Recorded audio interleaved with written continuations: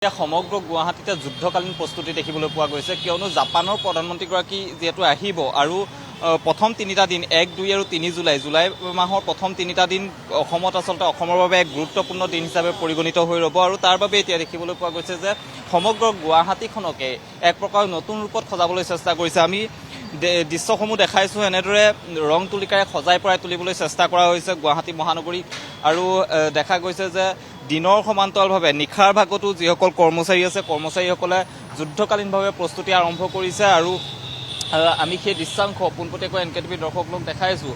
ৰাস্তাই ঘাটে সকলোতে ৰং তুলিকাৰে সজাই পৰাই তুলিবলৈ চেষ্টা কৰা হৈছে। সমান্তৰালভাৱে আপুনি কৈছে যে লাচিত ঘাটত এক কাৰ্যসূচীত অংশগ্ৰহণ কৰিব আৰু তাৰ বাবে লাচিত ঘাটো সম্পূৰ্ণৰূপে প্ৰস্তুত কৰি থকা হৈছে। পূৰ্বতে আমাৰ জ্যেষ্ঠ সাংবাদিক কুশল কলিতাই সেই পৰিৱেশ কিছু সময় পূৰ্বে ইতিমধ্যে দেখাইছে সেই দৃশ্য দৰ্শকসকলক আৰু বৰ্তমান সময়ত আমি দৃশ্যাংশসমূহ দেখাইছোঁ। এইদৰে আচলতে গুৱাহাটীৰ যিসমূহ উৰণ সেতু আছে উৰণ সেতুসমূহত ৰং তুলিকাৰে সজাই পৰাই তুলিবলৈ চেষ্টা কৰা হৈছে। আমি উৰণ সেতুসমূহৰ দৃশ্যাংশ দেখাইছোঁ।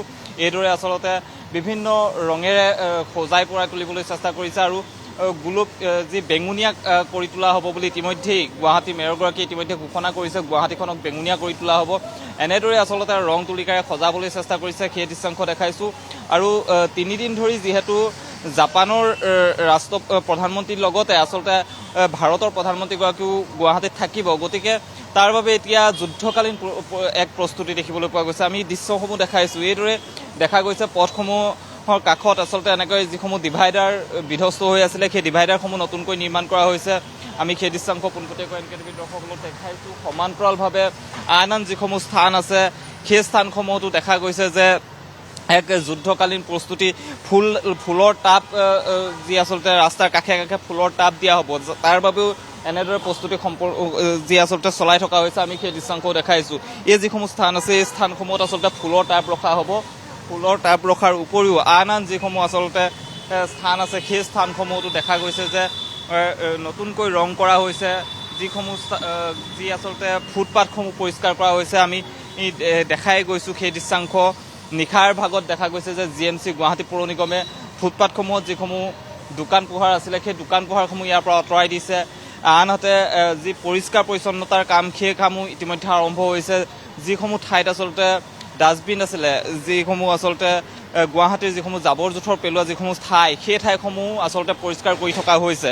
গতিকে এই 3টা দিনৰ বাবে যি জুলাই মাহৰ প্ৰথম 3টা দিনৰ বাবে 1, 2 আৰু 3 এই 3টা দিনৰ বাবে সম্পূৰ্ণৰূপে এতিয়া সাজু হৈছে অসম চৰকাৰ আৰু অসম চৰকাৰে দেখিবলৈ পোৱা গৈছে যে এনেদৰে এতিয়া সমগ্ৰ গুৱাহাটীখনকে এক নতুন ৰূপ দিবলৈ চেষ্টা কৰিছে। 3টা দিন যিহেতু জাপানৰ প্ৰধানমন্ত্ৰীগৰাকী ইয়াত থাকিব, জাপানৰ প্ৰধানমন্ত্ৰী আৰু ভাৰতৰ প্ৰধানমন্ত্ৰীৰ মাজত কেইবাখনো আচলতে বৈঠকো ইয়াত অনুষ্ঠিত হ'ব। দেখা গৈছে যে ইণ্ডো পেচিফিক সহযোগিতা সন্দৰ্ভত আলোচনা হ'ব। 31 পলিচি কাৰ্যকৰীকৰণৰ সন্দৰ্ভত আলোচনা কৰিব দুই প্ৰধানমন্ত্ৰীয়ে। সমান্তৰালভাৱে বৈদেশিক পৰিক্ৰমাৰ মন্ত্ৰী S জয়শংকৰ আহি গুৱাহাটীত উপস্থিত হ'বহি আৰু তাৰ বাবে আচলতে এতিয়া দেখিবলৈ পোৱা গৈছে যে অসম চৰকাৰৰ যুদ্ধকালীন যি প্ৰস্তুতি সেই প্ৰস্তুতি দেখিবলৈ পোৱা গৈছে। দিনে নিশাই আচলতে তেওঁলোকে কাম কৰিছে আৰু যিসকল বনুৱা আছে বনুৱাসকলে এনেদৰে দিনে নিশাই কাম কৰি থকা পৰিলক্ষিত হৈছে আৰু গুৱাহাটীত আন কেইবাটাও কাৰ্যসূচীত অংশ ল'ব। যিহেতু জাপানৰ প্ৰধানমন্ত্ৰীগৰাকীয়ে কেৱল যি দ্বিপক্ষীয় যি আলোচনা সেই আলোচনাই নহয় আন কেইবাটাও বিশেষ কাৰ্যসূচী আছে। আপুনি ইতিমধ্যে কৈছে লাচিত ঘাটৰ সেই কাৰ্যসূচী, লাচিত ঘাটৰ নান্দনিক পৰিৱেশ উপভোগ কৰিব, নৌকা বিহাৰ কৰিব। গতিকে এনেধৰণৰ বহুকেইটা কাৰ্যসূচী আছে। গতিকে সেই কাৰ্যসূচীসমূহৰ বাবে এতিয়া দেখিবলৈ পোৱা গৈছে যে গুৱাহাটী মহানগৰখনক নতুন ৰূপ দিবলৈ চেষ্টা কৰিছে, এক নতুন ৰূপত সজাই পৰাই তুলিবলৈ চেষ্টা কৰিছে।